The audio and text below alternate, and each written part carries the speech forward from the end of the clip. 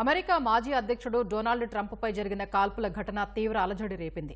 దుండగుడి కాల్పుల్లో ట్రంప్ కుడి చెవికి గాయమైంది. ఆయన ప్రాణాపాయం నుంచి బయటపడ్డారు. అగంతకుడి కాల్పుల్లో ట్రంప్ ర్యాలీకి హాజరైన ఓ వ్యక్తి చనిపోగా మరో ఇద్దరు గాయపడ్డారు. సీక్రెట్ సర్వీస్ కమాండోలు దుండగుడిని హతమార్చగా ముష్కరుణ్ణి బెథెల్ పార్కుకు చెందిన 20 ఏళ్ల థామస్ మాథ్యూ క్రూక్స్ గా గుర్తించారు. అమెరికా మాజీ అధ్యక్షుడు రిపబ్లికన్ పార్టీ అభ్యర్థి డొనాల్డ్ ట్రంప్ లక్ష్యంగా ఎన్నికల సభలో ఆయనపై కాల్పులు జరిగాయి. పెన్సిల్వేనియాలోని బట్లర్ ప్రాంతంలో ఎన్నికల ప్రచారం నిర్వహిస్తున్న ఆయనపై దుండగుడు కాల్పులు జరిపాడు. ఈ ఘటనలో ట్రంప్ కుడి చెవికి గాయమైంది.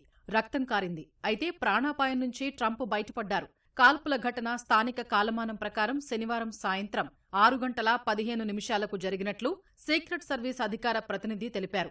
ట్రంప్ ప్రచార ర్యాలీకి వేలాది మంది వచ్చినట్లు చెప్పారు. అమెరికా మీడియా ట్రంప్ ప్రచార కార్యక్రమాన్ని ప్రత్యక్ష ప్రసారం చేయడంతో కాల్పుల దృశ్యాలు, తర్వాత జరిగిన పరిణామాలు రికార్డయ్యాయి. బుల్లెట్ ట్రంప్ కుడి చెవి పైనుంచి దూసుకెళ్లడం, ఆయనకు రక్తస్రావం కావడం సహా అన్ని దృశ్యాలు ప్రత్యక్ష ప్రసారాల్లో కనిపించాయి. కాల్పుల శబ్దం విన్న వెంటనే అప్రమత్తమైన ట్రంప్ పోడియం కిందకు వెళ్లి తనను తాను రక్షించుకునే ప్రయత్నం చేశారు. సీక్రెట్ సర్వీస్ ఏజెంట్లు ఆయనకు రక్షణ వలయంగా ఏర్పడి అక్కడి నుంచి సమీపంలోని ఆసుపత్రికి తరలించారు. వైద్య చికిత్స తర్వాత ట్రంప్ ఆసుపత్రి నుంచి డిశ్చార్జ్ అయ్యారు.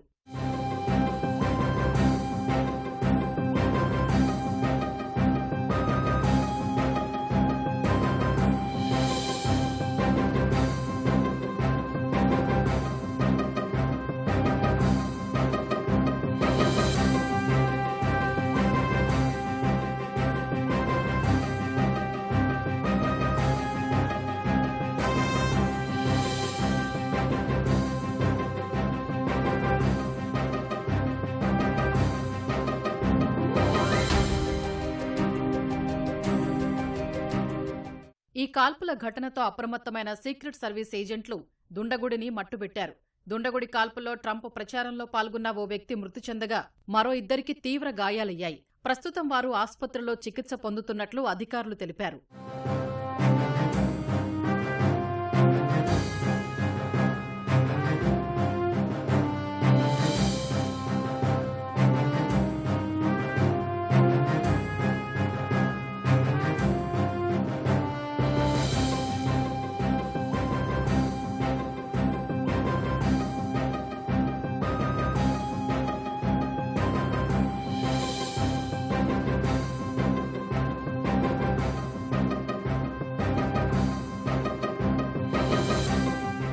ఈ దుశ్చర్యకు పాల్పడిన దుండగుడిని 20 ఏళ్ల థామస్ మాథ్యూ క్రూక్స్ గా దర్యాప్తు అధికారులు గుర్తించారు. పిట్స్బర్గ్ సబర్బన్లోని బెథెల్ పార్క్ నివాసి అని తెలిపారు. రిపబ్లికన్ పార్టీ మద్దతుదారుడైన సాయుధుడు నవంబర్లో జరిగే అమెరికా అధ్యక్ష ఎన్నికల్లో తొలిసారి ఓటు వేయాల్సి ఉంది. 2021లో డెమోక్రాట్ల పార్టీ అనుబంధ సంస్థకు అతను $15 విరాళంగా ఇచ్చినట్లు అమెరికా ఎన్నికల సంఘం దస్త్రాల్లో ఉంది. 2022లో బెథెల్ పార్క్ హైస్కూల్ నుంచి గ్రాడ్యుయేషన్ పూర్తి చేసినట్లు స్థానిక మీడియా పేర్కొంది. క్రూక్స్ శరీరంపై ఎలాంటి ఐడెంటిటీ మార్క్స్ లేకపోవడంతో DNA పరీక్ష జరిపి బయోమెట్రిక్ ధృవీకరణ పొందినట్లు దర్యాప్తు అధికారులు తెలిపారు. దుండగుడికి సంబంధించిన ఫోటోలు, వీడియోలు సామాజిక మాధ్యమాల్లో ముందుగానే వైరల్ అయ్యాయి. కొన్ని మీడియా సంస్థలు అతడి ఫోటోలను ముందే ప్రసారం చేశాయి.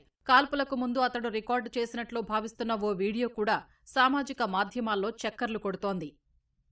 పెన్సిల్వేనియాలోని బట్లర్లో జరిగిన కాల్పుల ఘటనపై వేగంగా స్పందించినందుకు అమెరికా సీక్రెట్ సర్వీస్ సహా మిగతా సిబ్బందికి సామాజిక మాధ్యమం ట్రూత్ ద్వారా ట్రంప్ ధన్యవాదాలు తెలిపారు.